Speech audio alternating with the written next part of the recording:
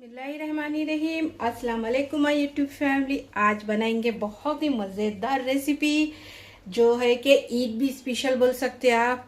चाहे तो आप इफ्तार पार्टी या आपके गेस्ट को बुला रहे, दावत दे रहे इफ्तार पार्टी की, तो उसमें भी बना सकते। जो मैं बना रही हूँ कि नरगिज़ी अफ़गानी कोफ्ता ग्रेवी, थोड़ा सा ट्विस्ट एंड तड़का। कोफ्ता तो खाए होंगे आप लोग, तो कोफ्ता अफ़गानी ग्रेवी भी। अब क्या करेंगे, अफ़गानी नरगिज़ी कोफ्ता ग्रेवी बहुत ही मज़ेदार रेसिपी है, ज़रूर ट्राई कीजिए। और ये थोड़ा सा इंडियन तड़का दूंगी इसमें। तकरीबन देखिए ये आधा किलो मटन है, चाहे तो आप चिकन भी ले सकते, बीफ भी ले सकते, मटन भी ले सकते। बोनलेस है, बिना हड्डी का गोश्त है। अब इसमें जो जो चीज़ें डाली मैं वो ज़रूर डालिए।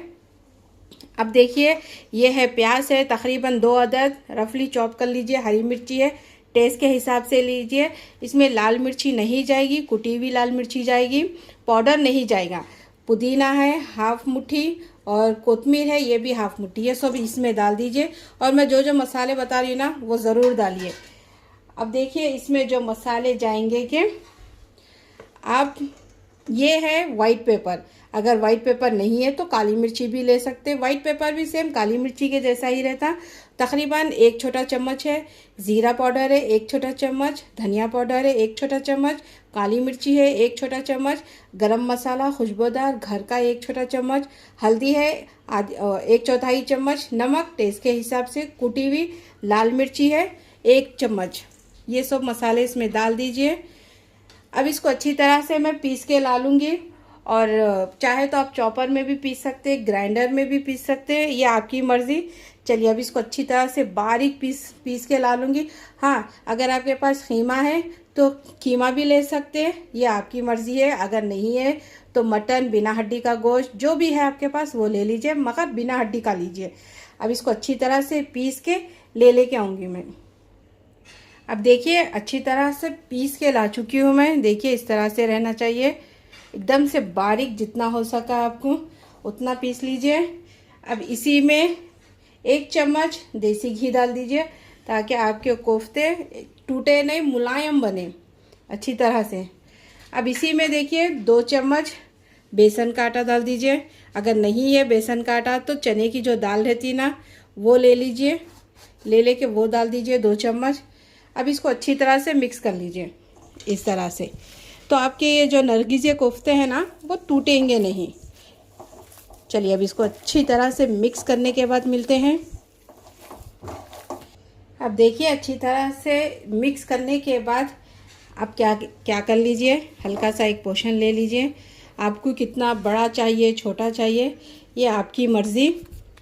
अगर आपको हैंडल नहीं हो रहा तो हल्का सा पानी भी लगा सकते हैं आप, ताकि वो आपस में आसानी चिपक जाए। अब देखिए हाफ अंडा ले लीजिए, चाहे तो फुल 1 अंडा भी ले सकते हैं। अगर आप अभी अभी कुकिंग करना सीख रहे तो आप हाफ इंच अंडा ले लीजिए, तभी आपके कोफ्ते भी आपको हैंडल हो जाएंगे। चलिए इसी तरह करके मैं ये सारे कोफ्ते बना लूँगी। और अगर कोटिंग आपकी ज़री भी इधर से ऐसा दिख रही तो आप क्या कर लीजिए, थोड़ा सा लगा लीजिए बैटर। देखिए इस तरह से बन गए, आराम से बनते हैं, आप टेंशन मत लीजिए। जिस तरह से मैं वीडियो कितने के बनाई कोफ्तों के आप वो भी देख सकते हैं। देखिए आराम से नरगिज़ी कोफ्ता बन के रेडी हो चुका है। अब इसी तरह करके मैं सारे कोफ्ते बना लूँगी। अब लीजिए सारे नरगिज़ी कोफ्ते बन के रेडी हो चुके हैं। और देखिए थोड़े से बच गए तो मैं इस तरह से गोल गोल कोफ्ता बना के रख चुकी हूँ। अब इसको करते हैं साइड में। अब अफ़गानी ग्रेवी की तैयारी करते हैं। चलिए इसको फ्राई करूँगी, लेकिन पहले ग्रेवी की तैयारी कर लेंगे, इसके बाद इसको फ्राई करेंगे। अब चूल्हे पे एक पतीला चढ़ा दीजिए। अब इसमें तकरीबन 1 चम्मच भर के तेल डाल दीजिए। अब इसी में देख लीजिए आप मैं क्या क्या डाल रही हूँ। 1 मुट्ठी पुदीना, 1 मुट्ठी कोतमीर, हरी मिर्ची आपके टेस्ट के हिसाब से कम या ज़्यादा, तकरीबन ये 8 अदद है, ये डाल दीजिए। और 3 मीडियम साइज़ की प्याज है रफली चॉप करी हुई, ये डाल दीजिए। और 10 से 12 बादाम, 10 से 12 काजू। असल में ना अफ़गानी में सिर्फ बादाम भी जाते हैं और चाहे तो काजू भी जाते, ये आपकी चॉइस है, आपको जो डालना है वो आप डाल सकते हैं। अब इसको अच्छी तरह से भून लूँगी मैं, भून के सॉफ्ट कर लेके पीस लूँगी, इसको बारीक पेस्ट बना के ला लीजिए इसको। और ना असल में अफ़गानी ग्रेवी दही में बनाई जाती, और जिस तरह से अफ़गानिस्तान में बनाए जाते ना, सिर्फ ग्रेवी दही के और थोड़ी सी बेसिक मसाले, लाल मिर्ची powder, white pepper powder, sorry काली मिर्ची पाउडर, वाइट पेपर पाउडर, यही चीज़ें जाते। लेकिन हम इंडियंस ना थोड़ा सा तड़का दे देते इसमें। चलिए अब इसको अच्छी तरह से भून के पीस के ला लूँगी मैं, अच्छी तरह से पेस्ट करके ला लूँगी। सॉफ्ट हो गए बाद प्याज निकाल लीजिए, निकाल लेके इसको पेस्ट करके ला लीजिए। अब एक कढ़ाई चढ़ा दीजिए या फ्राई पैन या आपके पास जो भी है पतीला वो चढ़ा दीजिए। अब इसमें तकरीबन 3 बड़े चम्मच तेल डाल दीजिए। अब क्या करना है कि अब कोफ्तों को अच्छी तरह से फ्राई करना है। ग्रेवी तो पीस के ला चुकी हूँ मैं अच्छी तरह से, जो आपको वीडियो में बताई थी मैं। अब तेल को अच्छी तरह से गरम कर लूँगी। तेल अच्छी तरह से गरम हो चुका है। अब एक एक करके मीडियम टू लो फ्लेम पे ही एक एक कोफ्ता डालते जाइए। अब उसको अच्छी तरह से पहले एक साइड अच्छी तरह से सीखने दीजिए, इसके बाद उसकी साइड चेंज करिए। तुरंत ही मत करिए, नहीं तो आपके ये नरगिसी कोफ्ता जो है ना वो टूट भी सकते, तो इस बात का ध्यान रखिए। पहले एक साइड पे मीडियम फ्लेम पे ही उसको अच्छी तरह से सीखने दीजिए, उसके बाद इसकी साइड टर्न करेंगे। अब एक साइड हल्का सा सीखने के बाद इन्हें शेप थोड़ा सा होल्ड करने के बाद आप क्या कर लीजिए, हल्का सा इसको टर्न कर लीजिए। इस तरह से आराम से ये टर्न हो जाते हैं, देखिए इस तरह से। अब इसको मीडियम फ्लेम पे ढक के मैं पका लूँगी अच्छी तरह से। ये अंदर से भी इसका कलर भी चेंज हो जाए, अंदर से भी ये थोड़ा सा पक जाए। और ग्रेवी में तो ये पकना लाजिम है, लेकिन थोड़ा सा इसको अच्छा फ्लेवर, स्मोकी फ्लेवर देना है तो इसको ढक के अच्छी तरह से पका लीजिए 2 से 3 मिनट के लिए। फ्लेम को लो कर दीजिए, अच्छी तरह से इसको ढक के पकाना है। अब देखिए ये अच्छी तरह से इसका कलर भी चेंज हो चुका है और ये अच्छी तरह से पक चुके हैं। चलिए अब निकाल लूँगी मैं ये सारे नरगिसी कोफ्तों को, और इसी तरह से पकाना है। अगर आपको टेंशन हो रही तो इस तरह से हिला भी सकते हैं आप, देखिए इस तरह से। चलिए अब मैं ये सारे कोफ्तों को निकाल लूँगी, और खाने में भी इतने जायकेदार, इतने मज़े के बने। चलिए अब ये सारे कोफ्तों को निकाल के बताऊँगी। सारे नरगिसी कोफ्ते तो निकाल चुकी हूँ मैं। अब इसी में कुछ खड़े मसाले जाएंगे, 2 तेज़पत्ते, 1 दालचीनी का टुकड़ा, 5 से 6 लौंग, 1 बड़ी इलायची, काली मिर्ची आधा चम्मच, हरी इलायची 4 अदद, 1 चम्मच शाही ज़ीरा डाल दीजिए। डाल के कुछ मिनट के लिए इसको भून लीजिए। अब इसी के अंदर 1 चम्मच भर के अदरक लहसुन का पेस्ट डाल दीजिए। अब इसकी अच्छी तरह से भुनाई कर लीजिए। अब ये अच्छी तरह से भून चुका है। अब ये ग्रेवी डाल दीजिए जो पीस के बताई थी ना मैं आपको शुरू में, ये डाल दीजिए अच्छी तरह से, जग साफ करके जार। अब इसको अच्छी तरह से भून लीजिए ताकि तेल पूरा सेपरेट होना चाहिए, तब तक इसकी भुनाई कर लीजिए। अब जार को हल्का सा खंगाल लीजिए ताकि मसाले नीचे ना चिपके। अब इसको हाई फ्लेम पे अच्छी तरह से इसकी भुनाई कर लूँगी मैं, तेल सेपरेट हो जाए जब तक भुनाई कर लूँगी। अब इसको अच्छी तरह से भून चुकी हूँ मैं, देखिए तेल भी अच्छी तरह से सेपरेट हो चुका है। और इसकी जितनी अच्छी भुनाई करेंगे ना उतना ही टेस्ट बहुत अच्छा आता। चलिए अब इसमें कुछ मसाले जाएंगे जो कि देख लीजिए। 1.5 चम्मच भर के कुटी हुई लाल मिर्ची है, 1/4 चम्मच हल्दी है, हल्दी पाउडर, नमक टेस्ट के हिसाब से, गरम मसाला है 1 छोटी चम्मच, काली मिर्ची है 1 छोटी चम्मच, धनिया पाउडर 1 छोटी चम्मच, और ये है ज़ीरा पाउडर 1 चम्मच, और ये है वाइट पेपर। इसमें मैं हरी मिर्ची डाली ना तो थोड़ा सा तीखा कम रख रही हूँ, मेरे बच्चे तीखा ज़्यादा नहीं खाते। अगर आपको तीखा चटपटा होना है तो आप क्या कर दीजिए, क्वांटिटी बढ़ा लीजिए। अब इसको थोड़ी देर के लिए, कुछ सेकंड के लिए भून लूँगी। इसके बाद चूल्हे को ऑफ़ कर दूँगी, क्योंकि इसमें दही जाएगा तो चूल्हे को ऑफ़ करना ज़रूरी है, इस बात का ख्याल रखिए आप। चलिए अब 1 मिनट के लिए इसको भून लूँगी, इसके बाद मिलते हैं। अब देखिए चूल्हा मैं बंद कर चुकी हूँ। अब इसी के अंदर आधा कप भर के, ये 1 छोटी वाटी भर के दही डाल दिए।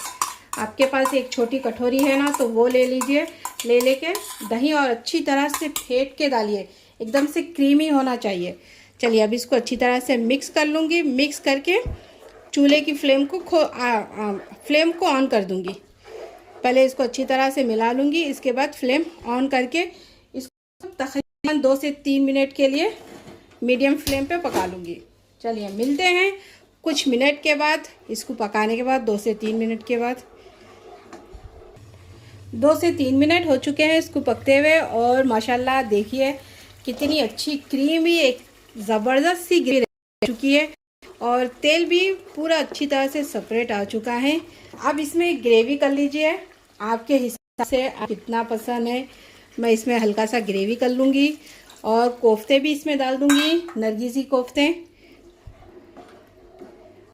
आप थिकनेस आपके हिसाब से रखें, कम या ज़्यादा आपको जितना आपको पसंद है।